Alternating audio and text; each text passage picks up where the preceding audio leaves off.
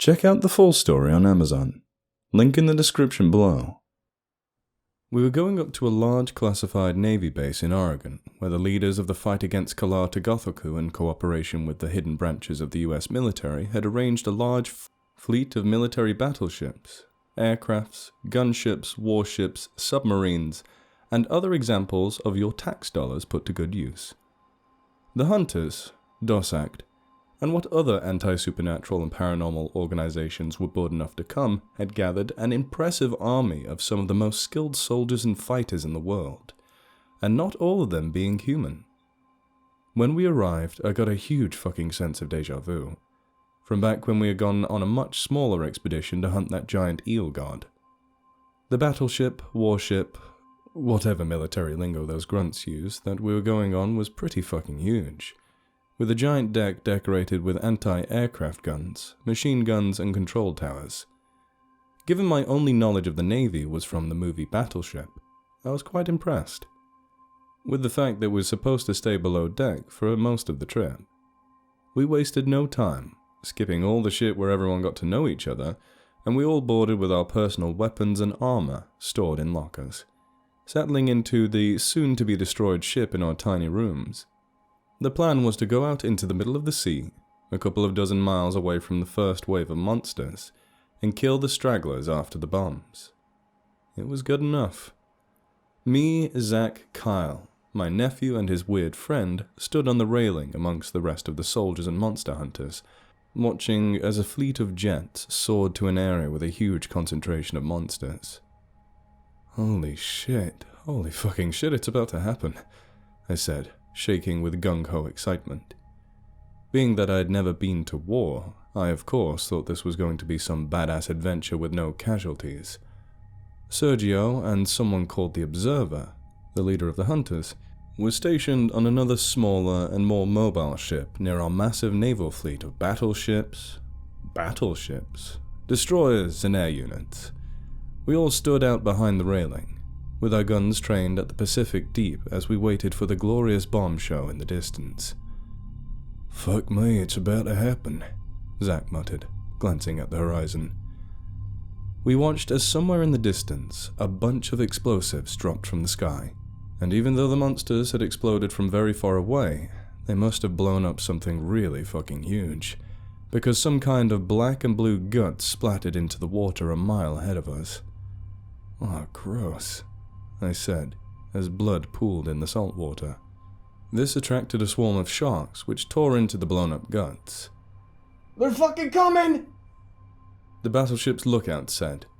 I looked in the distance through a pair of binoculars, and sure enough I could see a gigantic swarm of different creatures, large, small, and absolutely fucking gigantic, all heading towards our fleet. And this was just the group of monsters that had survived the bombing. Some were large, even larger than the Leviathan, but not larger than the Gulper, and some were anglers the size of anglers, or in the middle. But they're all servants of colossal. Most of them were deep under the water's surface, but from the ones near or breaching the surface, I could make out tentacles, gigantic mouths filled with teeth, spider-like appendages, swarms of worm-like tentacles, masses of eyes, serpentine things, insectoid abominations, and unspeakably gigantic things that would dwarf the kaiju from Pacific Rim.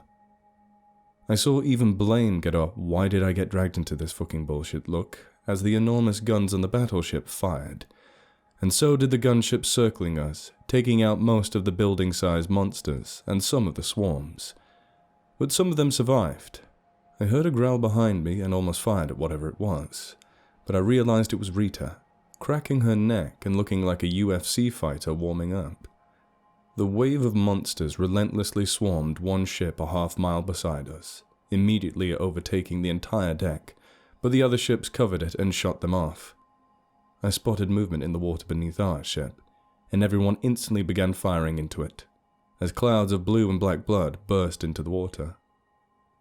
Dozens of monsters that we missed jumped onto the deck or climbed up the ship's hull, most of them creatures I had never seen before. Sorry for the long descriptions, but there were pale humanoid monstrosities, eyeless alien crocodilian mouths, long, muscular worm-like centipede things, with legs jutting out at random spots. Eel-like things with mouths that were too large to be practical. Masses of unidentified tissue with holes that changed and reformed as they breathed. Hunchback creatures with tentacles covering their massive hinged jaws. Long masses of boiling and bubbling black rotting flesh with masses of eyes and ripped mouths, and the more familiar anglers and pills. One of the larger worm-like monsters latched onto Zach's chest, but he was strong enough to tear it off and slam it to the ground, stomping it as the creature's head exploded. It was fucking chaos. Marla was picking off the larger creatures with his .50 caliber. Rita was tearing into the monsters, ripping their heads off, biting them in half, and slamming them onto the deck. Christopher and Blaine were being a little above useless little shits, as they shot and cut off monsters that were pinning and latched onto the other fighters. Carl was going in between, killing the weaker monsters with his bare hands to inflict as much pain as possible, and shooting the larger and more deadly creatures with his assault rifle. One of the more unusual fighters I had never got to know, an 8-foot-tall and extremely muscular man wearing a full suit of Kevlar, plated armor, and the black, full-face helmet, brandished a giant blade I was fucking sure was longer than me, slicing through a thicket of eldritch horrors like butter with extreme range. The soldiers that weren't occupied with killing the hellbeasts were dropping dozens of explosives overboard and into the water, giving a huge light show in the depths. The more natural and native inhabitants of the ocean were actually helping us, such as sharks, squids, and fish. They were taking advantage of the huge swarms of bleeding, dying, or dead prey all at one. As for me, I was shooting the creatures climbing up the side of the ship like an utter maniac, with both monsters and human blood all over my face as I run across the deck. There was a considerable amount of dead bodies rapidly piling in our side, though they would get dragged off by the monsters and never found again. I felt a tap on my shoulder and turned around, well expecting that it was Zach or one of the soldiers. But I couldn't have been more wrong. Zach? I asked. I'm a little fucking busy here, Zach shouted, out of ammo and struggling to skewer a 10-foot angler with his bayonet. I looked at this thing Zach was fighting. The thing was basically an angler, except it had eyes, which were giant and dead black. It had 2 humanoid legs that bent backwards, and it had an impossible smile that wrapped twice around its face, revealing grotesque and long teeth. The monstrosity's appendages were long, and had 5 fucking joints, the fingers too long and a body too skinny, long and out of proportion. "Fuck," I said. I pulled the trigger on my rifle and nothing happened. I hadn't been counting or conserving my ammo, which in the end had come and quite literally bit me in the ass. The monster screeched and lunged at me, but I immediately dodged, drew my machete, sliced one of the monster's arms off, kicking it off the railing and fell into the water. I spat at the sinking demon and walked away before I heard a hellishly fast climbing sound, and I was suddenly slashed in the back with another creature's claws. Fuck! If I wasn't wearing a Kevlar vest, I was sure my entire back would have been gored out, but a few nasty bruises were all that came of it. I instantly jumped up and sliced the creature's chest open, blood spraying out like a fountain. I winced as it slumped over, bleeding out. After I quickly reloaded, I killed it and ran off to do some more damage. Most of the monsters were killed. There were only about a dozen left on the deck to exterminate. I heard a sound coming from the water as a huge 9-foot-tall thing jumped from it and crashed onto the deck, nearly crushing an unlucky fighter. Everyone, even the surviving monsters, stopped to see what this thing was. It was this massive, disgusting meathead, a gigantic and unproportionate muscular pale humanoid with long backward-bending legs and freakishly long and broken-looking muscular arms that ended in even longer, machete-like bone protrusions.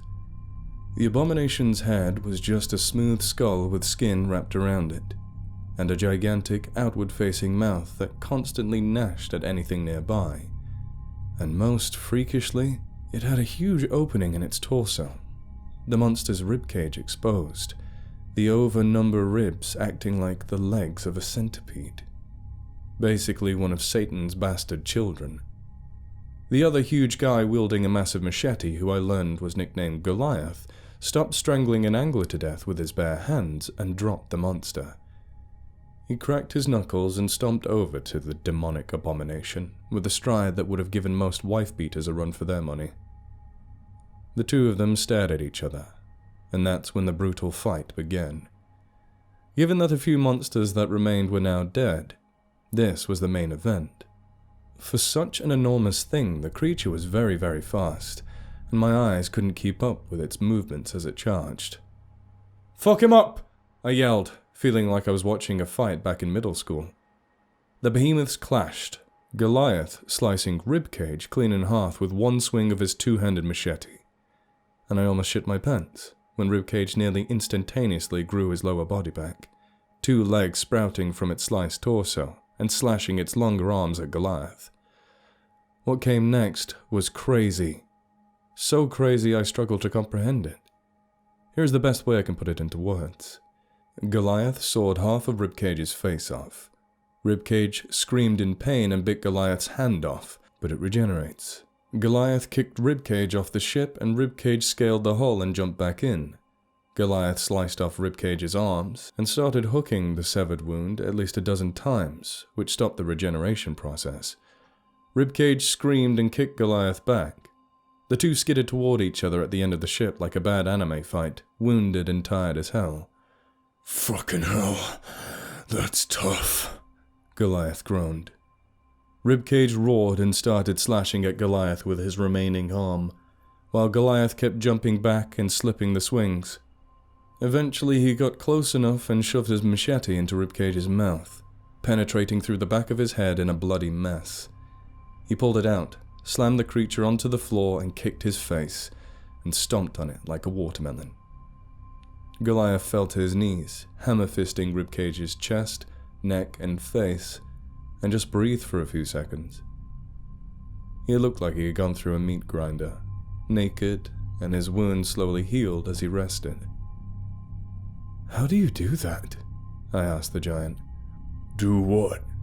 "Regenerate. Dude, you got fucking hand cut off and now it's good as new." "You're a civilian, right?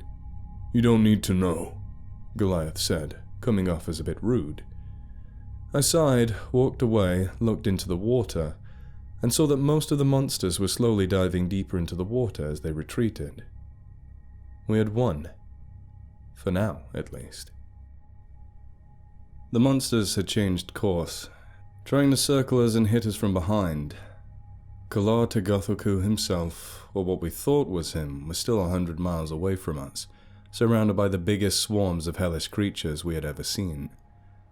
A few miles later, as we tried to intercept Colossal head-on, I spotted something large fall and roll around on the deck of the ship. I was just standing around with Kyle and talking about how, theoretically, Nazi Germany could have dealt with Colossal when the large object rolled right beside me and touched my foot, earning the looks of everyone on the deck. What the fuck? That's when I realized what the thing was. It was a bundle of pipe bombs the size of a large gym bag, and a fuse connected to it, which was lit and about to go off. "Take cover!" I screamed as Kyle muttered something, and we both ran like a bomb was about to go off. The IED exploded, severely damaging the deck and shaking up the whole ship. Immediately, everyone on the lower decks ran to check what the fuck happened. The captain was pissed. "Find who fucking did this!" I looked over and one of the other battleships had gotten bombed, but they hadn't been so lucky. In the distance, maybe 500 meters away from us, was a smaller fleet of ships, all of them high quality and fit for war. The boats were large, with machine guns and turrets attached to different parts of the ships. There were also what looked to be giant oversized mortars and cannons that fired huge improvised explosives and deadly ordnances onto our ships. Corps was written in large white letters on the hulls of the ships, and Lawrence was standing on the bow of a ship, smoking a cigar and holding an assault rifle. "Lawrence, is that fucking you?" I yelled. In response, Lawrence ordered his zealot militia to let out a large barrage of machine gun fire at our boats, riddling our hull with holes and killing a few of our men. Everyone manned their battle stations, especially Marlowe, who looked through his scope, taking out the cultists on the deck with a pink mist. "Fire!" the captain yelled. Our fleet ship's giant guns instantly let loose, destroying most of the Corps' weapons and obliterating the ships. A bullet nearly took the head off Lawrence, but hit a cultist behind him, taking his head clean off. I could hear the enormous guns fire even through my protective headphones as they ripped and tore into the enemy. From my binoculars, I saw Lawrence run to the rails and fire his rifle at us, but we were on the winning side, and our guns would agree. Yet, they still accurately launched cluster bombs at us. I saw one airboat go down after a few explosives destroyed the mortar. Christopher, who was looking into his binoculars, looked like he had seen the devil himself. No way! That's fucking Ryan! What? I yelled over the gunfire. I looked into my binoculars and sure enough, I saw the resurrected juvenile delinquent stick the middle finger at Christopher, even though he didn't have binoculars and shouldn't have been able to fucking see us. Fuck, I said. This shouldn't even be possible. Did they resurrect him or something? Did they have a health bar that we didn't see last time? Zach walked over to me, not wearing ear protection, despite the thunder-like booms of the battleship's guns. Or maybe his hearing was damaged to the point he just didn't bother. What the fuck's going on? Ryan's what's going on. Who the fuck is Ryan? This psycho linebacker meathead who survived a gunshot using textbooks back at our high school, Christopher said. Guess we can't smoke on him anymore, Blame said, looking disappointed. And? Zach screamed as we took cover, the cultists firing their own rifles at us. He's back on deck with Lawrence like some evil sidekick, even though I literally saw him die, Christopher explained. Fuck, he's doing an ancient death appeal ritual again. Again? Zach gave me a blank look in response. There was only 3 of Lawrence's ships left, all of them looking like they invaded Normandy. Lawrence took his time to connect the microphone to a gigantic concert-sized set of speakers which miraculously were not affected, and spoke. Attention, United States military, he yelled through the speakers. Fuck off, Kyle screamed at Lawrence. Fuck you. This is not the last time you have seen us. We will be bathed in the glorious presence of the almighty and all-powerful Lord Kala Tagathalku, Muthagnagi, Lagatalekuku. And you shall face our unyielding wrath. The Great Order is everlasting. I nudged Zach. He just repeats the same fucking thing every time. Yeah, what an unoriginal old bastard. The Corps fleet abruptly turned course and headed away from us. As we peppered them with bullets, at the same moment, something massive bumped into the bottom of the boat from underneath. At the same moment, one of the other ships suddenly started to move, but not on its own accord. We just hit a rock, one of the sailors said. We're in the middle of the fucking ocean, dumbass, Carl scoffed. I saw a gigantic fin breach the surface, and in the distance, I could make out a large helicopter heading our way. Suddenly, our vessel was getting slowly flipped, and whatever was under was powerful enough to flip a battleship. One of the crew ran up with a gigantic crate full of life jackets, and everyone rushed to put them on, including me and the more important characters. I was gonna die in a year anyway, Marlowe said, looking over the railing, and the ship began to dangerously tilt. Take me, Jesus. We have to fucking jump, Zach said, very calmly. What? Christopher and Blame screamed in unison. Fuck no! Would you rather fucking drown, kids? Zach said, very calmly. Christopher, don't tell your dad about this. I slipped a life vest on him and grabbed the teenager before I threw him overboard, just as the boat was about to flip to the point where we would slide down anyway. I looked at Blame. Oh, hell nah, dog, he said, slowly backing away. Fuck you, fuck this shit, fuck. Too late. Zach grabbed him and threw the kid overboard. Our turn, I said, sighing. No big deal. You guys scared? Kyle asked.